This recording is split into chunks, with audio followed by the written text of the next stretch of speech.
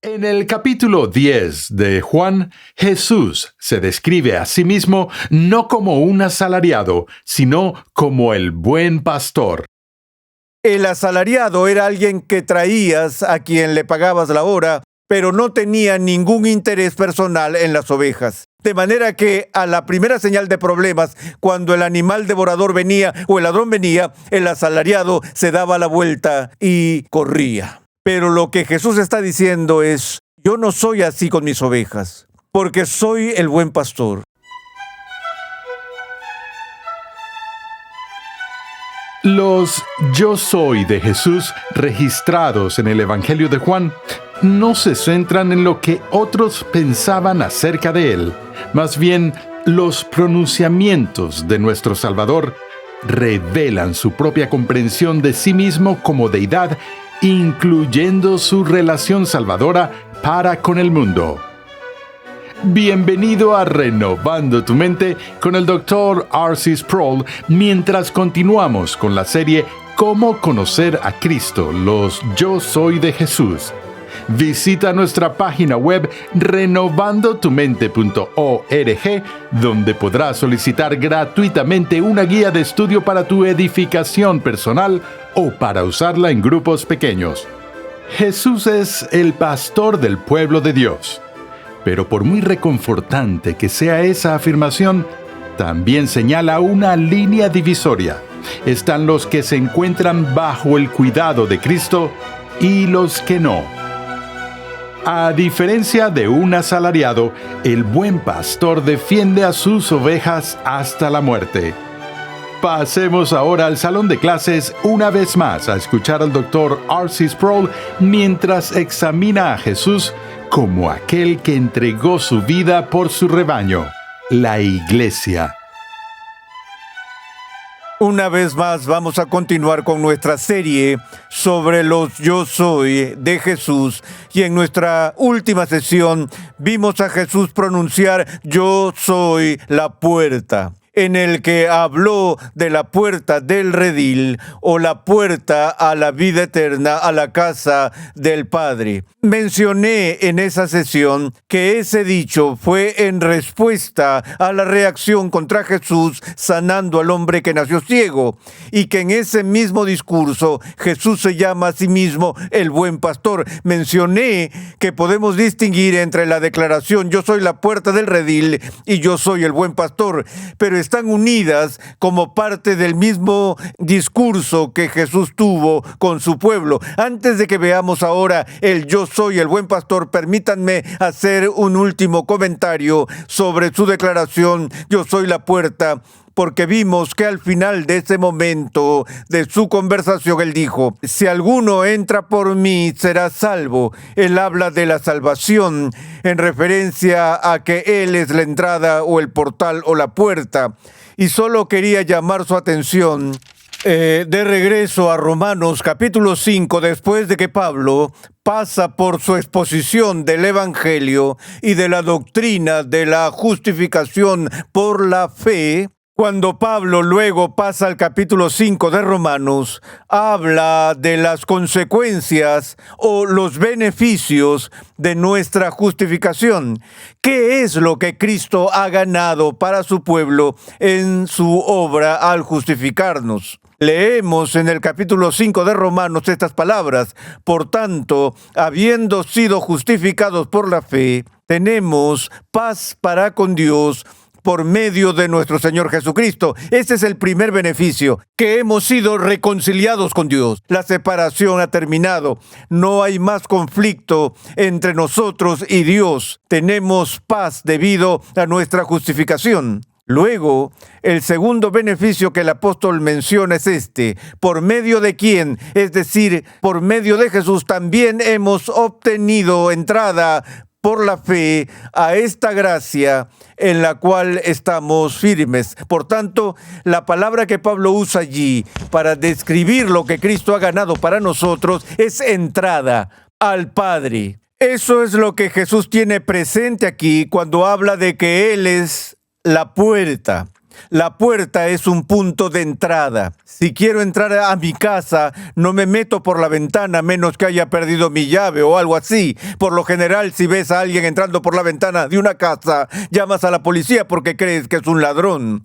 La forma habitual de entrar en un lugar es a través del medio de entrada, el cual es otra vez la puerta. Jesús es esa puerta o esa forma de acceso a la casa del Padre, a la presencia del Padre. De nuevo, recuerden que estas imágenes están vinculadas a todas las imágenes de la barrera de ingreso que se remonta a Génesis. Cuando Adán y Eva fueron expulsados del huerto, Dios colocó un guardia. Dios colocó un querubín con una espada encendida en la puerta del paraíso, prohibiendo la entrada a la presencia de Dios. Vemos que la misma imagen tiene lugar en la construcción del tabernáculo, primero en el Antiguo Testamento y luego en el templo del Nuevo Testamento, donde está este velo que separa o divide, la división que protege el lugar santísimo del lugar santo, donde nadie, excepto el sumo sacerdote, y luego solo una vez al año, y de nuevo después de elaborados ritos de purificación, podía entrar en el lugar santísimo. Pero cuando Cristo murió, el velo del templo fue rasgado en dos. La barrera fue removida. Y ahora se le dio entrada al pueblo de Dios a través de la obra de Cristo.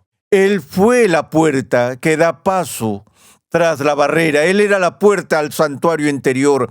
Él era la puerta por la cual tenemos entrada a la presencia de Dios. Habiendo dicho esto, volvamos ahora al discurso y sigamos donde Jesús agrega a la imagen de que Él es la puerta, la idea de que Él es el buen pastor. En el versículo 11 del capítulo 10 del Evangelio de Juan, Jesús dice: yo soy el buen pastor. El buen pastor da su vida por las ovejas. Pero el que es un asalariado y no un pastor, que no es el dueño de las ovejas, ve venir al lobo, abandona las ovejas y huye. Entonces el lobo las arrebata y las dispersa. El asalariado huye porque solo trabaja por el pago y no le importan las ovejas. Yo soy el buen pastor y conozco mis ovejas y ellas me conocen. Permítanme comparar esas palabras de Jesús con el muy famoso Salmo del Antiguo Testamento, el Salmo de David, el Salmo 23, cuando asemejó a Dios con el pastor, cuando dijo: el Señor es mi pastor, en nada me faltará. En lugares de verdes pastos me hace descansar, junto a aguas de reposo me conduce. Él restaura mi alma. Me guía por senderos de justicia por amor de su nombre. Aunque pase por el valle de sombra de muerte, no temeré mal alguno. ¿Por qué? Porque el pastor está conmigo. Tu vara y tu cayado me infunden aliento. Es un lenguaje interesante allí en el Salmo donde David está recordando sus propios días como pastor. ¿Recuerdan cuando todavía era un niño y las tropas de Israel se enfrentaron contra los ejércitos de los filisteos? Cuando el gigante Goliat entró en el valle y pronunció el desafío de que un campeón saliera de Israel para enfrentarse a este gigante en un combate cuerpo a cuerpo, donde el ganador se llevaría todo. Quien ganara la pelea ganaba la batalla para su ejército. Saúl ve a su alrededor y no puede encontrar a ninguno de sus guerreros que estuviera dispuesto a enfrentarse a Goliat. Y David aparece porque le estaba trayendo a sus hermanos el almuerzo, porque estaban en el ejército. Él escucha este desafío de la boca de este pagano Goliat, y no puede creer que nadie en Israel se enfrente a Goliat. Entonces se acerca a Saúl y le dice: déjame ir a luchar contra el gigante. ¿Recuerdan la historia? Cuando se burlaron de él diciendo: eres solo un muchacho, no puedes hacer esto. Él dijo: espera un minuto. Me encargué de un oso cuando el oso atacó a mis ovejas. Dios me libró del oso. Él me librará de Goliat. Por supuesto, el resto es historia. De modo que David sabía por experiencia lo que era luchar para defender a sus ovejas contra el león, contra el oso y otros. Tenía una vara y un cayado. Ustedes han visto el cayado del pastor con el gancho en el extremo. En la oración, David dice que el cayado de Dios, la vara de Dios, le da consuelo. Ese cayado que ves en fotos y pinturas de la vara del pastor, con esa curva en el extremo, era para que el pastor se extendiera y llevara a la oveja a un lugar seguro. Si se estaba desviando hacia el borde de un acantilado o quedaba atrapada en un peñasco o en algún lugar o en una zanja, el pastor puede recuperarla, rescatarla mediante el uso del cayado. La vara era el palo defensivo que el pastor usaba para alejar a los animales salvajes o incluso al ladrón que venía y trataba de robar las ovejas. De manera que David, viendo ahora a Dios como el gran pastor, está diciendo: oh Dios, tu cayado y tu vara me consuelan, porque sé que tu fuerza está ahí para protegerme. E incluso si entro en el valle de la sombra de la muerte, no tengo que ir solo. Una vez más, debemos recordar que Dios nunca promete a su pueblo que no tienen que ir al valle de la sombra de la muerte. Todos entraremos en ese lugar en algún momento. Pero la promesa absoluta que Dios le da a su pueblo es que nunca nos enviará allá solos. No puedo pensar en ningún lugar en el que tendría que asustarme si supiera que el Señor está conmigo. Esa es nuestra esperanza como cristianos, que podemos contar con el gran pastor de nuestras almas para que esté con nosotros, pase lo que pase.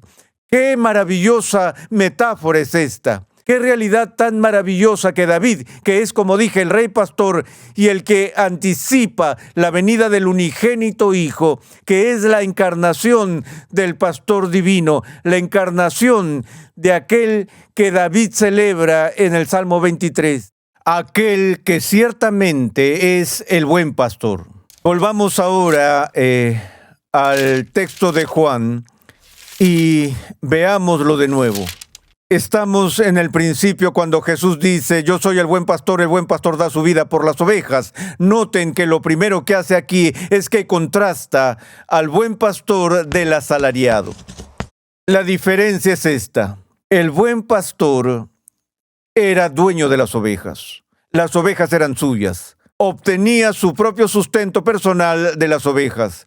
Estaba comprometido con el bienestar de las ovejas. El asalariado era alguien que traías, a quien le pagabas la hora, lo contratabas por un tiempo para que cuidara de las ovejas, pero no tenía ningún interés personal en las ovejas. Él no era el dueño de las ovejas, no tenía afecto por las ovejas, no tenía ningún interés profundo por el bienestar de las ovejas, de manera que a la primera señal de problemas, cuando el animal venía, el animal salvaje, el animal devorador venía o el ladrón venía, el asalariado se daba la vuelta y corría. Pero lo que Jesús está diciendo es: yo no soy así con mis ovejas, porque soy el buen pastor, y el buen pastor defiende a sus ovejas hasta la muerte.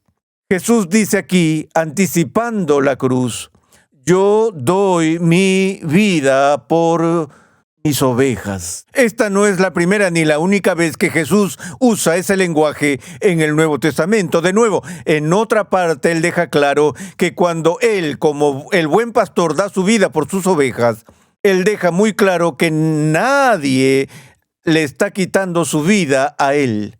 Recuerden cómo se burlaron de él cuando estaba en la cruz. Le dijeron: si salvas a otros, ya sabes, sálvate a ti mismo, baja de la cruz. Jesús sabía que tenía legiones de ángeles a su disposición, que si hubiera respondido a esa burla, podría haber invocado al cielo y matado a todos los que estaban allí al pie de la cruz.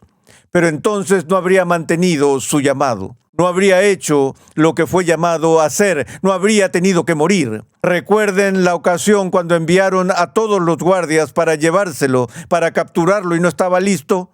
Él no estaba listo, él simplemente caminó a través de ellos, nadie le puso la mano encima. Él no murió, sino hasta que llegó el momento de morir, e incluso les dijo a sus captores: no tienen ningún poder sobre mí, excepto el que Dios les ha dado. Él deja claro que incluso en su muerte es un sacrificio voluntario. Él está dando su propia vida.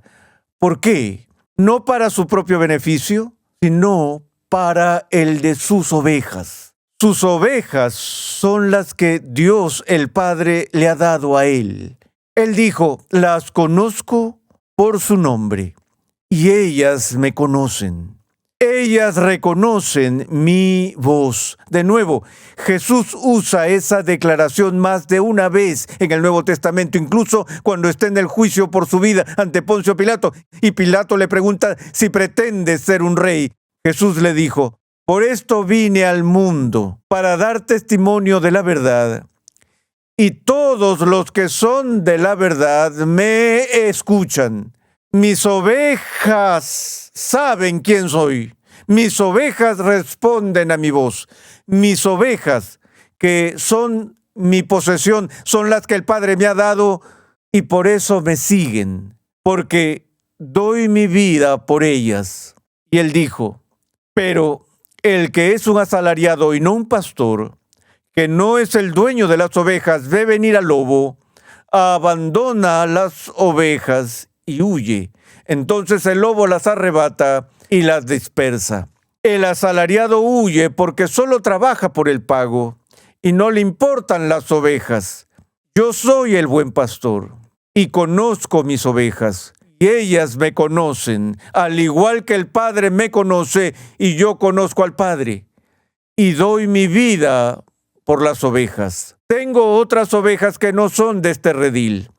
A esas también yo debo traerlas, y oirán mi voz y serán un rebaño con un solo pastor. Permítanme hacer una pausa allí. Jesús presenta en este discurso algo que irrita por completo a los fariseos que lo están escuchando, cuando compara la relación entre el buen pastor y las ovejas, como el pastor conoce a las ovejas y el pastor ama a las ovejas, y las ovejas conocen al pastor y las ovejas aman al pastor. Él compara eso con su relación con el Padre.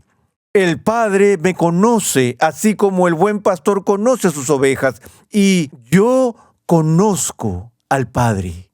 Él hace una declaración algo misteriosa: tengo otras ovejas que no son de este redil. Cuando vimos la declaración de yo soy la puerta, les dije que el redil más grande, contenía más de un rebaño y más de un pastor. Y era porque los pastores conocían a sus ovejas, que no se mezclaban ni se perdían en esa gran masa de ovejas en el corral que había allí. Pero Jesús dijo: tengo otras ovejas que no son de este redil. He visto todo tipo de interpretaciones de este pasaje, algunas de ellas incluso extrañas. He visto este pasaje ser usado como un argumento a favor de seres extraterrestres, que después de que Jesús vino a salvar a su pueblo en la tierra, Él fue a otros planetas o a otras estrellas, y allí reunió a su pueblo de estos otros lugares y los hizo unirse a todo el redil. No creo que eso sea lo que Él quiere decir aquí. Creo que es bastante fácil discernir aquello de lo que Jesús está hablando cuando le está hablando a una audiencia judía. Él está hablando del misterio del nuevo pacto, que las ovejas de Dios no se limitan a Israel, sino que en cada lengua, tribu y nación Jesús tiene sus ovejas. Él está trayendo ovejas de los gentiles, de los temerosos de Dios, de los samaritanos, a su cuerpo, la iglesia, donde en su iglesia hay un rebaño y un pastor. No un pastor diferente para los gentiles, no un pastor diferente para los samaritanos, sino un rebaño, un pastor, y todos le pertenecen a él. Justo el otro día escuché una retransmisión en la radio del difunto y gran Dr. James Montgomery Boyce. Jim estaba hablando en esa sesión sobre la tendencia que tenemos como cristianos a pensar que la única manera en que Dios está complacido es a nuestra manera. Si no estamos haciendo la obra del reino de la manera en la que lo hacemos, entonces probablemente ni siquiera estés en el reino. cuando de hecho ninguno de nosotros tiene una comprensión o entendimiento perfecto de lo que Dios hace, y cuando veo a alguien que está en una iglesia diferente o en un ministerio diferente al nuestro, que funciona de manera un poco diferente a como lo haríamos nosotros, cuando están haciendo la obra de Cristo, ¿qué se supone que debemos hacer? Se supone que debemos regocijarnos por eso. No me refiero a ese tipo de ecumenicidad donde decimos que no hay diferencias y ya saben, no importa lo que creas. No estoy diciendo eso, pero estoy diciendo que incluso tan celosos como somos por lo que creemos que es la verdad, todavía tenemos que reconocer que entre los verdaderos cristianos hay una variedad diferente de estilos, sistemas, ministerios, preocupaciones, y no siempre coinciden. Pero todos estamos en Cristo, todos somos parte del mismo rebaño y ponemos la mirada en el buen pastor y Él nos dice dónde ir. Luego en el versículo 17 dijo, por eso el Padre me ama, porque yo doy mi vida para tomarla de nuevo. Nadie me la quita, sino que yo la doy de mi propia voluntad. Tengo autoridad para darla y tengo autoridad para tomarla de nuevo. Una vez más, Él se refiere a ese templo que Él va a reconstruir en 3 días después de que sea destruido. Él dijo, yo puedo dar mi vida, puedo morir, pero puedo volver a levantarme. ¿Quién pudo haber entendido las palabras que Él estaba diciendo aquí en el momento en que las estaba diciendo? Pero ¿quién de los presentes allí no pensaría en todo eso el domingo de la resurrección? Tengo autoridad para darla y tengo autoridad para tomarla de nuevo. Este mandamiento recibí de mi Padre. Se nos dice en otra parte que Jesús es el guardián y el pastor de nuestras almas. Esa es la vocación que Dios le ha dado a Cristo, que Él es el Hijo de Dios y como el Hijo de Dios, Dios lo hace responsable y le da la autoridad sobre nuestras almas, como el pastor de nuestras almas. Por eso Él dijo, este mandamiento recibí de mi Padre. Entonces vean lo que sucede. Volvió a surgir una división entre los judíos por estas palabras. Y muchos de ellos decían, tiene un demonio y está loco. ¿Por qué le hacen caso? Otros decían, estas no son palabras de un endemoniado.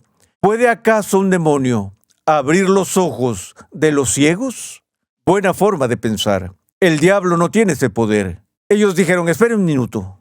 Él acaba de demostrar que Él es el buen pastor al ministrar a esa oveja que estaba ciega desde el día en que nació. Antes de que Jesús se fuera, en una de sus últimas conversaciones con sus discípulos, después de la resurrección, se reunió con Pedro y 3 veces le preguntó a Pedro, ¿Pedro, me amas? Y 3 veces Pedro dijo, sí, Señor, tú sabes que te amo. 3 veces Jesús le dijo a Pedro y por extensión a la iglesia de todos los tiempos, si me amas, apacienta mis ovejas. No son las ovejas de Pedro, no son mis ovejas, son sus ovejas y estamos llamados a seguir los pasos del buen pastor.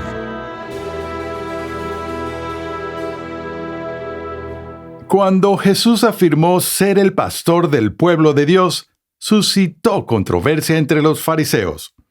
Algunos aceptaron de buen agrado que sus palabras venían de Dios, mientras que otros decían que Él venía del diablo. La conclusión es que las ovejas de Cristo, en efecto, oyen su voz. Recuerda visitar nuestra página web renovandotumente.org, donde podrás descargar gratuitamente la guía de estudio de la serie en curso. Conexión Ligonier ya está disponible. Conexión Ligonier permite a cristianos en crecimiento estudiar en línea gracias a una amplia biblioteca de cursos interactivos en video impartidos por el fundador de Ministerios Ligonier, el Dr. R.C. Sproul, y otros destacados pastores, teólogos y expositores cristianos. Cada curso contiene herramientas de estudio para ayudarte a aplicar lo que estás aprendiendo, incluyendo pruebas opcionales, preguntas de discusión, así como también la facilidad de visualizar tu avance en cada paso. Tienes la flexibilidad de tomar todos los cursos que quieras, cuando y donde quieras y al ritmo que más te convenga.